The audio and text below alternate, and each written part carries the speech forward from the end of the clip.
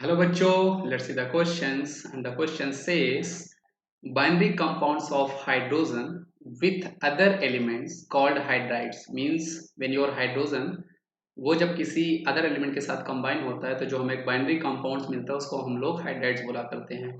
These hydrides can be classified into different classes, मतलब इन hydrides को हम डिफरेंट डिफरेंट क्लासेस में क्लासिफाइड कर सकते हैं on the basis of their nature bonding, on the basis of their nature and types of bonding. तो यहाँ पर हमारे पास क्वेश्चन नंबर 1 जो है वो जो स्टेटमेंट लिखी है उससे ये पूछ रहा है कि which of the following hydrides are generally non stoichiometric in nature. तो मैं आपको यहाँ पर बेटा बता दूं कि एक्चुअल में जब आपका हाइड्रोजन जो होता है, hydrogen when it will combine when it will combine with when it will combine with the s block elements,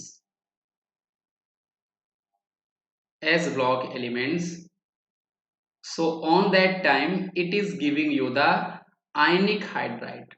उस टाइम पे जो हमें ये हाइड्राइड बना के देता है, जो बाइंडिंग कंपाउंड हमें मिला करता है उसको हम लोग बोला करते हैं आयनिक हाइड्राइड या फिर सलाइन हाइड्राइड भी बोला करते हैं। लेकिन यहाँ पर आपको यहाँ पर एक्सेप्शंस याद रखना है।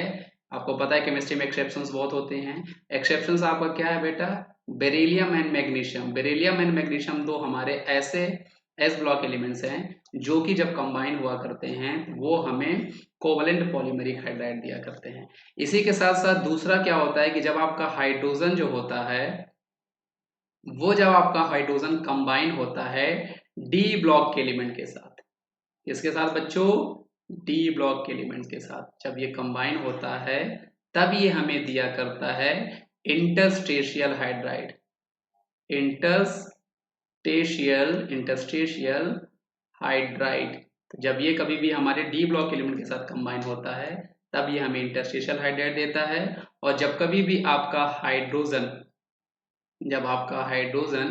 ये आपका कंबाइन होता है पी ब्लॉक एलिमेंट्स के साथ, पी ब्लॉक एलिमेंट्स के साथ तब ये बेटा हमें दिया करता है कोवलेंट हाइड्राइड। तो हमें क्या दिया करता है? Covalent hydride. आई होप आपको आंसर अब समझ में आ गया होगा। तो इस क्वेश्चन का जो सही जवाब है वो एक्चुअल में हमारे पास इंटरस्टिशियल हाइड्राइड है, क्योंकि जब कभी भी हमारा हाइड्रोजन जो होता है वो डी ब्लॉक एलिमेंट के साथ कंबाइन होता है तो हमें इंटरस्टिशियल हाइड्राइड दिया करता है। और जो हमारे इंटरस्टिशियल हाइड्राइड होते हैं बेटा ये आपके हुआ करते हैं नॉन स्टाइशियोमेट्रिक, नॉन स्टाइशियोमेट्रिक इन नेचर। मतलब यहाँ पे जो आपके हाइड्राइड्स होते हैं तो उसमें जो एलिमेंट्स प्रेजेंट होते हैं वो आपस में सिंपल रेशियो में नहीं होते। आई होप आपको ये समझ में आ गया होगा। थैंक यू बच्चों।